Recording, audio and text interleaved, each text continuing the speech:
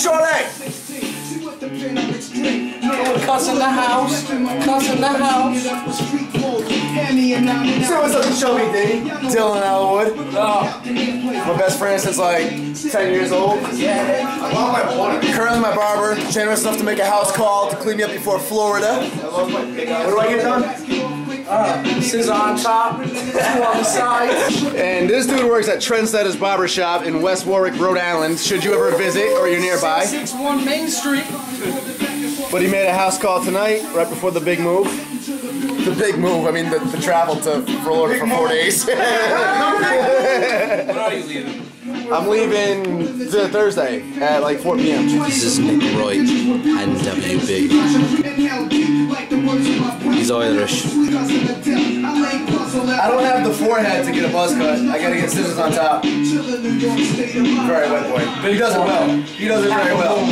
You can give me the fade in the lineup, but then you can keep it very white boy friendly on top. The meathead gets a haircut in the wildebeest. We're out of state of mind. Cowlick of the gods. That is one mean cowlick. God. Why have my hair spikes up? I can't have a lineup.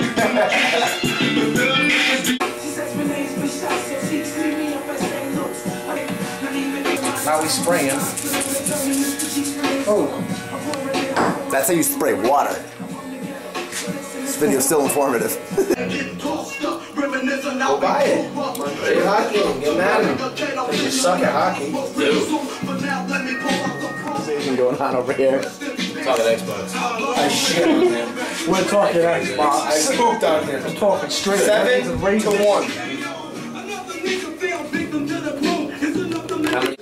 Alright, so it's wet right now, and it's not up. But that's it, pretty clean. So I was gonna fade inside. I stick to like a 1 down here.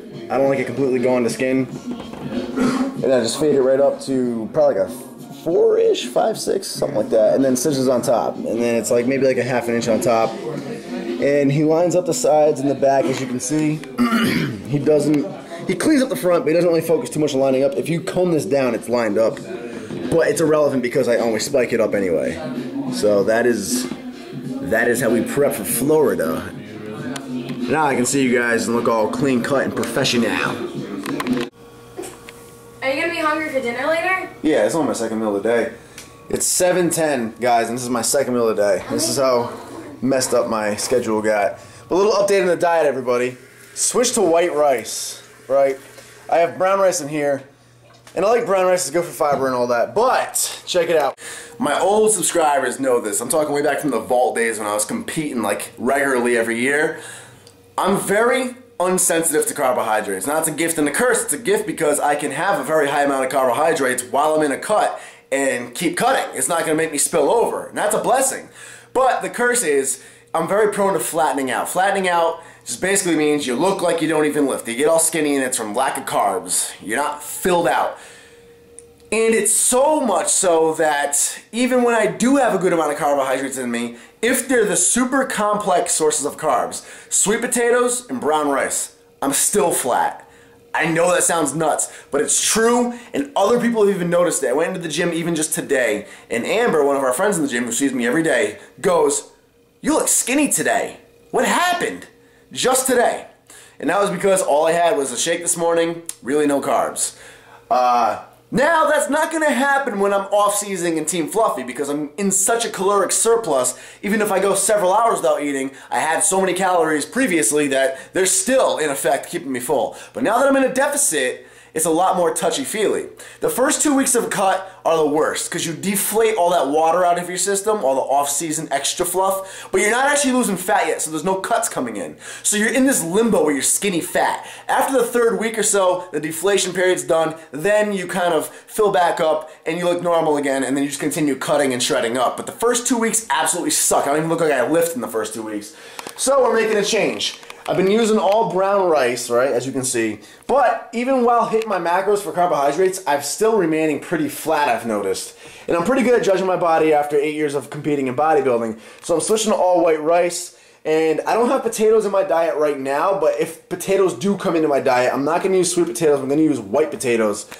And that way, I can still continue cutting on a deficit because I just fit the white carbs, like 1.5 cups of white rice, you know, however much potato he wants me to have. I can still fit the white carbs into my macros and continue losing the body fat. But because they're just a faster acting carb, I'll actually remain full and continue looking like I lift. I have a whole video called Carbohydrate is a Carbohydrate, getting into why your regular carbohydrates, I know there's a big debate on how fructose-based carbohydrates are a little bit different and all that. Don't even bother getting into that. But the video as far as white rice versus brown rice, sweet potatoes versus white potatoes, why they're all the same as far as body composition goes, and why the glycemic index is a flawed index that you should not actually apply to your daily diet. I have a full video explaining all that if you're a little bit confused. But that is the update, guys. I'm switching to white carbohydrates to keep me a little bit fuller. And this weekend in Orlando, I'm flying out tomorrow, I'm pretty much going to kick the diet. I'm going to stay basically on track. I'm going to eyeball it. But I'm not going to go crazy and cheat and like Team Fluff over here. But I'm not packing meals because they're going to go rotten in the span of 4 days. It's not really worth it. So I'm going to go out to eat, you know, Chipotle, wherever. And I'm imagining, usually when you travel and you do these events, meals are scarce. They're spread out. You get a meal when you can. So I'm just going to make every meal that I get big and jam-packed so I can remain full when I meet you guys and look like I lift. And more importantly, get the calories in. Because when you're traveling on the road like this, it's very easy to fall behind on calories because of how little you eat while on the road. So, Save ya, baby, get that paper. look at this. Ariana doing wife-like things. It's weird. It's cool. Look at you. Pink and white. All pink and white. This is my going away. Going away for a 4-day weekend and she's acting like I'm going off to like military for 6 months. I can't just be nice and cook you dinner. Yes, she can. It's beautiful. Look at that. I never do anymore. I feel bad. She's lying. Babe, when was the last time I cooked you dinner? Like yesterday. Last Friday. Like every day, pretty much. Oh, please, you wish. Huh? So this is my little going away. Cut out a good chunk of carbs today since I've only eaten twice anyway. I can slide this gluten-free pasta in, yeah. And then it's diced tomatoes with boneless. But you looking like diced pineapple, huh? So, we just got Generation Iron in on DVD because I have not seen it yet. It was not in any theaters near me at all. And Bryce Hawkins on Facebook, he's the owner of Athletic Footnotes on Facebook. So everybody go to Facebook, type in Athletic Footnotes. He's going to incorporate a bunch of different sports, including bodybuilding and whatnot, interviews and etc. But Bryce Hawkins of Athletic Footnotes generously bought me this after I posted a status up complaining about how I had not yet seen it. He actually went and bought this, like as a complete surprise, and then he shipped it right to me, which was really, really nice of him. So we might check this out tonight, at least start it, and if she finds it interesting, we'll watch it. If, you know, she gets a little antsy and it's not her thing, because it is straight bodybuilding and it's our last night, yeah, then I'll just watch this on the plane to Florida tomorrow. Oh, by the way, a bunch of people I guarantee are going to comment about the Generation Iron saying how Phil Heath is like an absolute prick in it and stuff. But from what I understand, because it's made by the same people who made Pump and Iron, that whole thing was dramatized. In other words, there's a lot of different... Arnold acted a little bit more in Pump and Iron than it seemed like. He portrayed himself, and the producers portrayed him as a villain. That whole scene where, like, I forget the names of the bodybuilders, but they all stole that one bodybuilder's shirt backstage. That was all an act. They went and faked that after the actual event. It was dramatization, so there's a 10 out of 10 chance that Phil Heath isn't as dickish as he's personified to be in this. It's just like Pump and Iron, they needed a villain for the film. That's why they call it, what's it called? A drama documentary, some funky name for it. So look at the size of this bag. This is a jumbo ass bag that I bought specifically for this kind of event. Fits an insane amount of clothing, and I can just check it into airlines. It's way bigger than my clothing bag, and that's a big bag as well. So what we got in here, I'm down, like I said in my last video, I'm down to bare minimum on stock on clothing right now. I'm waiting for a big order of all refills to come in.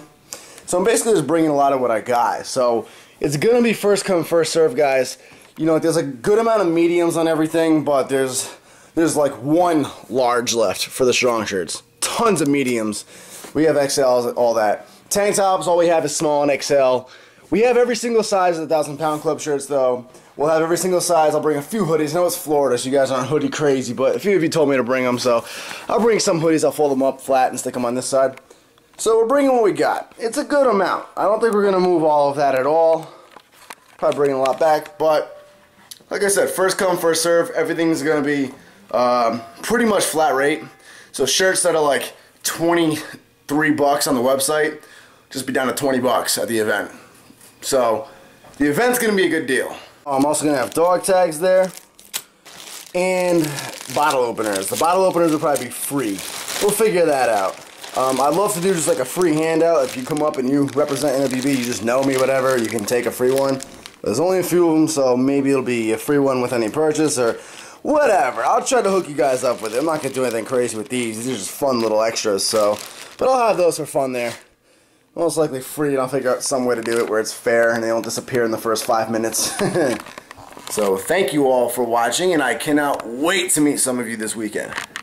Buy a t-shirt, nwblifestyle.com in the info box below. Tank tops, t-shirts, hoodies, dog tags, you name it. Support and represent the lifestyle you live.